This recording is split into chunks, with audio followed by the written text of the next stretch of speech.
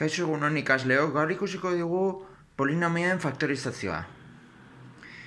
Polinomioen faktorizazioa da, polinomioak faktore bat baino gehiagotan deskonposatzea. Horretarako jarraituko dugu 3 pauso. Lehenengo beti faktore komuna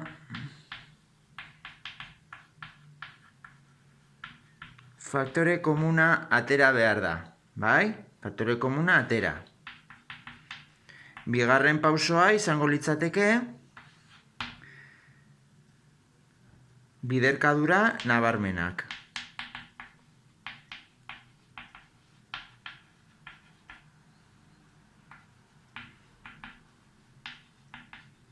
Bai? Edo formulak, formulak.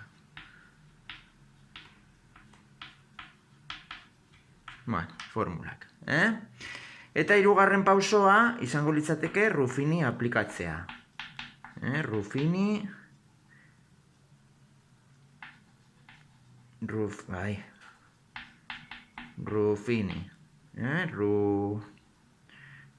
aplikatu. Bale? Lehenengo faktore komuna, gero biderkadura nabarmenak, eta bukatzeko Ruffini aplikatzea. Bai? Horretarako jarriko ditugu adibide batzuk. Adibidez, baldin badaukagu horrelako polinomio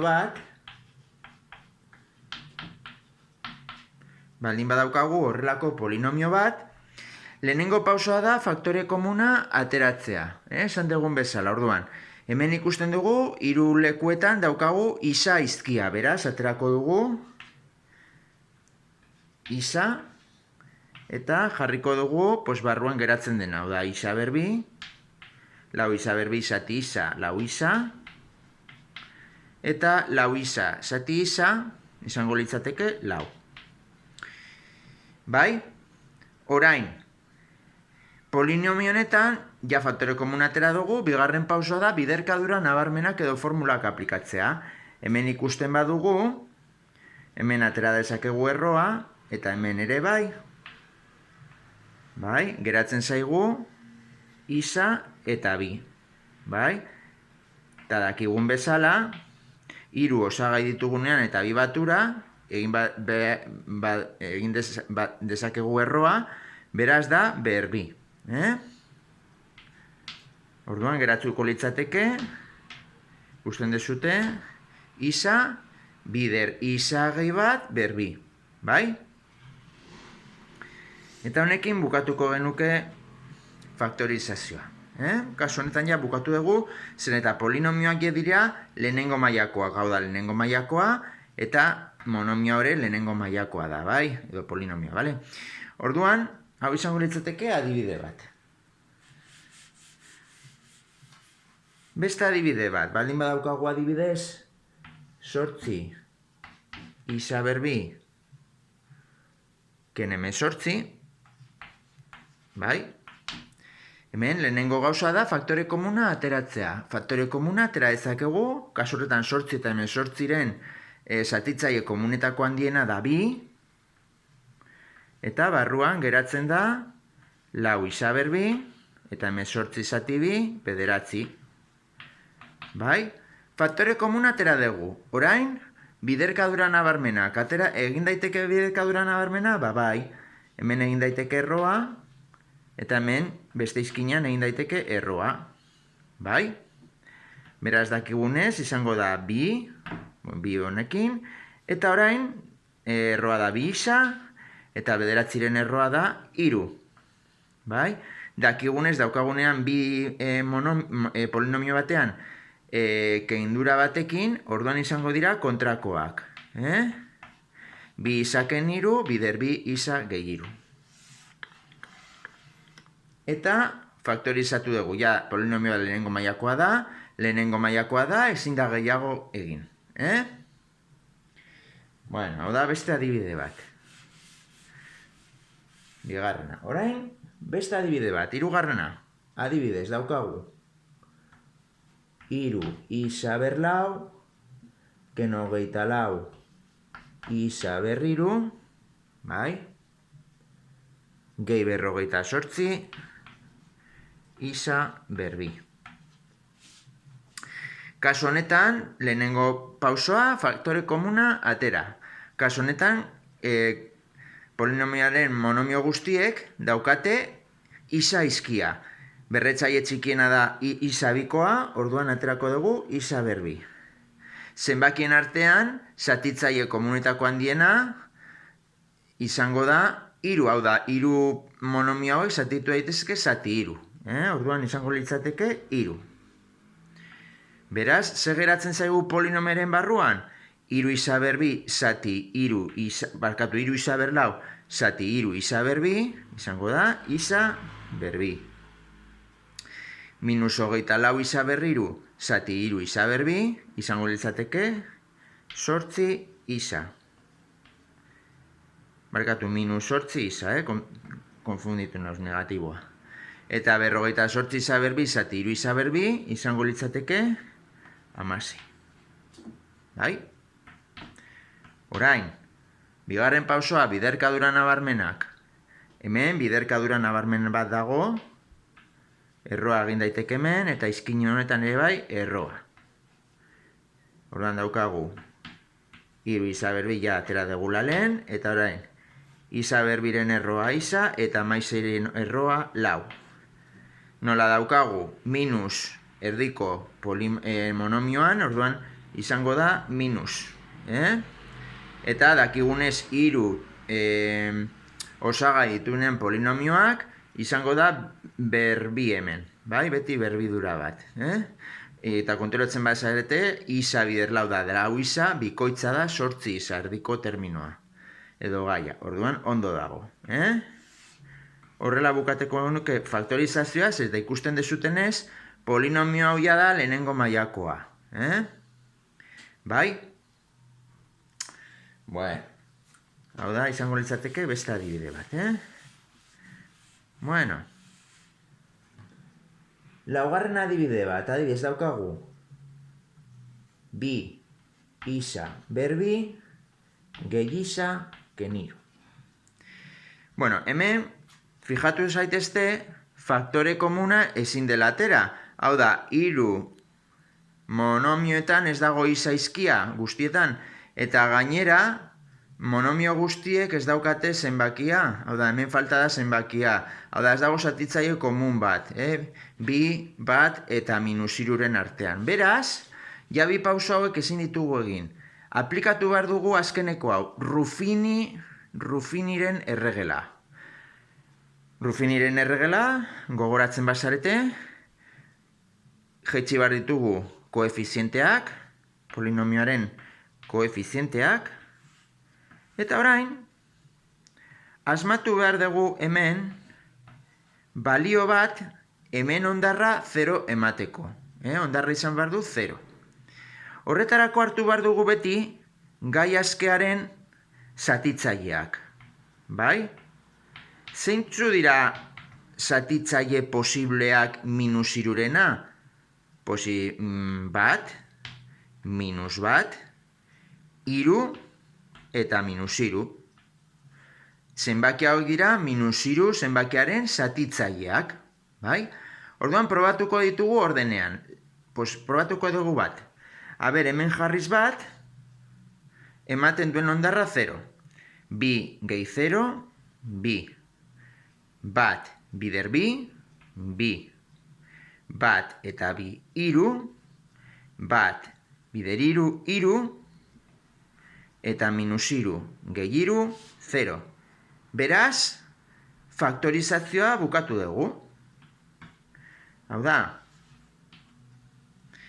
hemen jarri behar dugu beti kodifikatu polinomio hau da, hiru, sinua jarri, hau da, ordenean baldin, hau da, hiru, ordenean, hau da, isaren zutabea, bai?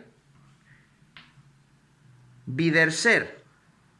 Orain da, jarri behar dezute beti lehenengo mailako polinomio bat, hau da, isa, beti isa, eta beti zenbaki honen kontrakoa. Zein da baten kontrakoa? Minus bat. hemen jarriko dugu -1. Eta bukatu dugu faktorizazioa. Zergatik, bi polinomio hauek lehenengo mailakoak direlako. Bai? Hau da, bi isa berbi gehi isa ken iru, izango da, bi isa gehi iru, bider isa ken bat. Bai? Bueno. Beste adibidea jarriko dugu. Adibidez. Isa berlau, gehi bost. Isa berriru, ken bederatzi. Isa berbi, ken 45 isa. Bai? Orduan, lehenengo pausoa. Faktore komuna atera. Atera daiteke faktore komuna? Bai. Monomio guzti daukate isa, beraz, eta txikiena da, berretzaile txikiena dena, da hau. Orduan da, isa aterako duguna. Beraz, egiten dugu zatiketa, monomio bakoitzarekin, eta jetxi behar ditugu mailak unitate bat, hemen berretzailea bat delako. Beraz, geratuko zaigu, isa berriru, gehi bost isa berbi, minus bederatzi isa, ken 45. Orain, faktore komuna atera dugu, polinomio honetan, biderkadura nabarmenak ezin dira aplikatu, zen eta izkinetan ikusten badauzute, honen erroa ezin da egin. Ezinezkoa da erro zehatz bat egitea. Bale, eta 45ean gauza bera. Orduan, egin behar dugu orain, Ruffini aplikatu polinomioni. Pues aplikatuko dugu Ruffina, jarriko dugu koefizienteak, bat, ordenean, bost, minus bederatzi, eta minus 45. Eta lehen bezala, gai askearen zatitzaileak jarri behar ditugu, hau da, zeintzu dira? Pues bat, minus bat, iru, minus iru, bost, minus bost, eta bar, ez?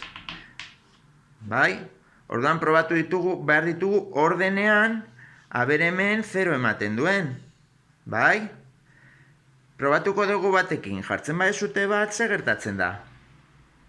Bat eta 0 bat, bat bider bat bat, bat eta bost 6, 6 bider bat 6, minus bederatzi gehi 6 minus iru, bat bider minus iru, baina ez du ematen 0, minus 45 eta minus iru. Beraz, probatu behar dugu beste zatitzaile batekin. Gomendatzen dizuet, hau gertatzen denean, prozesu hau egitea arkatzez. Ondo borratzeko. Bai? Ba, beste bat, adibidez, minus bat. Jartzen badezute minus bat hemen, bat eta 0 bat, minus bat eta bider bat da minus bat, bosken bat da lau, minus bat bider lau da minus lau, minus bederatzi eta minus lau minus amairu, eta minus bat bider minus amairu da amairu. Bai? Kasu horretan ikusten dugu ere ez duela 0 ematen. Beraz, probatu behar dugu, borratu dugu bat eta minus bat. Probatuko dugu irurekin. Probatuko dugu irurekin. Bueno. Zer gertatzen da irurekin? Bueno. Bat eta 0 bat, iru bider bat iru, bost eta iru sortzi, sortzi bider iru hogeita lau, hogeita lau ken bederatzi da amabost, eta iru bider amabost dala 45. Eta orain bai, ematen du batura 0. Beraz ja, kodifikatu dezakegu polinomio hau. Hau da, polinomio hau kodifikatu dezakegu. Edo jarri dezakegu biderkada, bi polinomioen biderketa bezala. Isa utziko dugu, ja atera dugulako lehen, eta orain, polinomio hau nola faktorizatzen da? Pues kodetuko dugu polinomio hau, amabost, bai? Gehi sortzi isa, bai? Gehi bat isa berbi edo isa berbi. Bider zer, gogoratu jarri bar genula, isa, eta orain honen kontrakoa, keniru. Bai, hau da, bi polinomioan arteko biderketa izango da, hau. Bale, orain daukago lehenengo mailakoa, eta hemen, bueno, monomioa ja ez da konturan hartzen. Baina hemen, ikusten badezute, oraindik, ze gertatu daiteke polinomio horrekin? Biderkagai faktore komuna ezin da atera hemen, biderkadura nabarmena ere ez da, porque isa berbiren erroa da isa bai, baina 15 erroa ze gertatzen da. Ezin dugu erro zehatz bat egin, orduan ez da biderkadura nabarmen bat. Beraz, berriro aplikatuko dugu Ruffini honekin, bai? Daukagu bat, 8 eta 15. Kasu horretan, zatitzaileak 15ena dira bat, minus bat, bost, minus bost. Bai? Eta bar. Probatuko dugu. Hemen jartzen badezute bat edo bost adibidez, ez du ematen, ez da dena da positiboa, eta inoiz ez du emango hemen zenbakirik negatiboa gero 0 emateko. Bai? Probatzen badegu minus batekin, pues bat bider minus bat da minus bat, 8 minus bat zazpi, minus bat bider zazpi, minus zazpi, ez du 0 ematen. Bai, beraz, bueno, pues probatuko dugu, adibidez, minus bostekin. Minus bost, bat eta 0 bat, minus bost bider bat, minus bost, 8 eta minus bost da iru, minus bost bider iru, minus 15. Bai? Eta kasu honetan ematen du 0. Beraz, ja faktorizatu dugu. Isa, hemen daukagu izaken niru lehenengo mailakoa delako usten dugu berdina, eta polinomioa faktorizatuko dugu. Kodetzen dugu, isa gehiru. Bada, isa gehiru, eta esan dugun bezala, honen kontrakoa jarri bar dugu, hemen, isa gehi bost. Gogoratu beti hemen jarri bar dugula isa izkia, Ba, geratzen da horrelako polinomio bat, bai? Isa gehiru, bider isa gehi bost, eta gero bider izaken hiru gehiago ezin da egin, lehenengo mailako polinomioak direlako, bai? Bueno.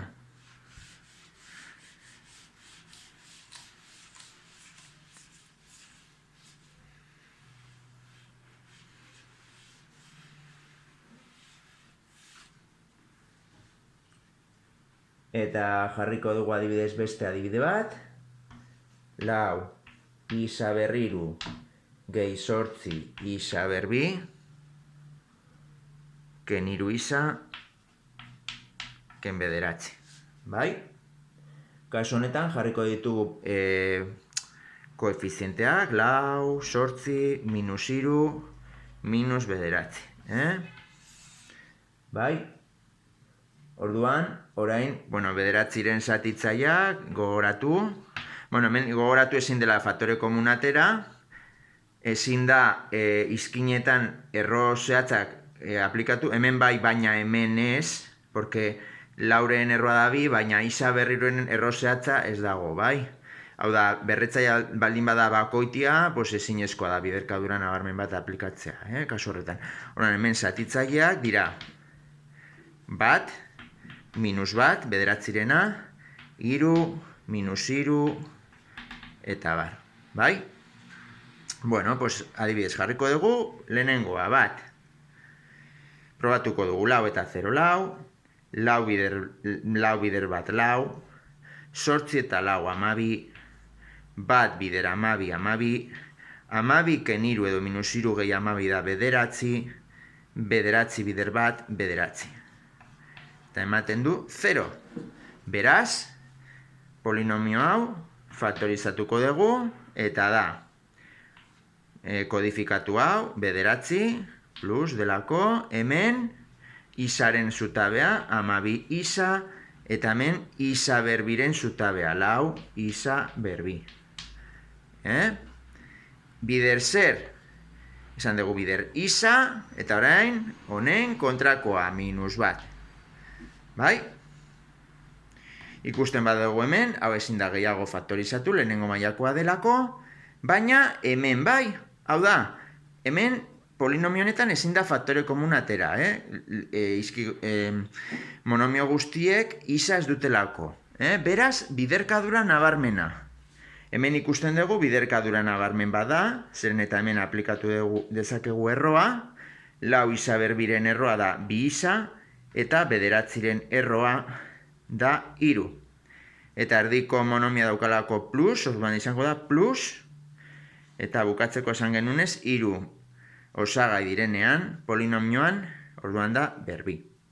Eta gainera egiten behazute hau bider hau, da 6 isa, eta bikoitza da 12 isa, orduan ondo dago. Beraz, eta hau geratzen da berdina, beraz, polinomio honen faktorizazioa izango da hau. Bai? Ezin da gehiago egin, eta polinomio lehenengo mailakoa da, eta hau lehenengo mailakoa da. Bueno, eta bukatzeko jarriko dugu adibidez horrelako zatiki bat. Edo zatiki algebraiko bat. Adibidez, 2 isa gehi 4, zati, eta hemen jarriko dugu adibidez 4, bider isa berbi, ken 2 isa gehi bat, bider isa gehi 2 berbi. Bueno, honi deitzen zaio zatiki algebraikoa, Zatiki algebraikoa. Lehen bakarrik ikusi dugu geneukala lerro bat. Bueno, hau da zatiki bat, bale? Bueno, pues hemen berdin-berdina aplikatu behar dezute. Kasu honetan, hemen daukagu biderkadura nabarmen bat, bai? Faktore komuna ezin datera, baina hau da biderkadura nabarmena. Zer da isa berbiken bat? Bi osagai direnez kenketarekin izango da isagai bat, hau da izkinen erroak, isa eta bat, eta jarri behar dugu bat bestearen kontrakoa, gogoratu. 2 isa gehi 4. Hemen faktore komuna da 2, zeren eta 2 monomio hauek daukate zatitzaile komun bezala 2 zenbakia. Bueno, pues jarriko dugu 2. Ze geratzen zaigu barruan 2 isa zati 2, 2 isa, 2 isa. Eta 4 zati 2, 2. Bai? Beian, 4 hau kanpoan, eta orain hau da biderkadura nabarmen bat. 3 osagai daude, eta izkinetan egin dezakegu erroa. Isa berbiren erroa da isa, eta baten erroa da bat. Erdiko monomiak minus dauka, minus. Eta 3 osagai direnez, berbi. Eta ikusten badezute egiten badugu isa bider bat, eta bikoizten badugu, ateratzen da 2 isa. Bai? Eta hemen, ezin da gehiago faktorizatu, isa gehi 2 dela, lehenengo mailakoa delako, berbi. Bueno, eta bukatzeko egin behar dugu, gauzak simplifikatu. Hau da, isa gehi bat goian dago, baina beian ez dago, beraz, utziko dugu pakean, isa gehi bat. Hemen izaken bat, eta hemen izaken bat. Berretzaietan fijatu, hemen bat baldin badago eta hemen 2, bekoak dauka bat gehiago goikoa baino. Orduan, simplifikatu dezakegu hau eta hauetako bat. Orduan, geratzen da beian izaken bat. Orain, 2 eta 4 simplifikatu dezakegu, egin dezakegu zati 2 biak. Orduan, geratzen zaigu, beian geratuko zaigu 2. 2 bat. Bueno, jarri aurrean hobeto delako, zenbakia bakarri dagoenean. Eta bukatzeko isa gehi 2. Hemen dago bat, eta hemen dago bi, beraz, bekoak irabazten du, dauka bat gehiago, orduan simplifikatuko egu, hau, eta hauetako bat. Geratzen da, isa gehi bi. Hemen egongo balitzi hiru adibidez, pues hemen jarri beharko zenukete bi. Bai? Edo al revés, baldin badago hemen adibidez hiru, eta hemen bat adibidez, pues kentzen da hau eta goian jarriko litzateke bi. Ba, simplifikatu dugu, eta zatiki algebraikoa geratu da horrela. Bai? Ba, hau da, polinomioen faktorizazioari buruz jakin behar dezutena.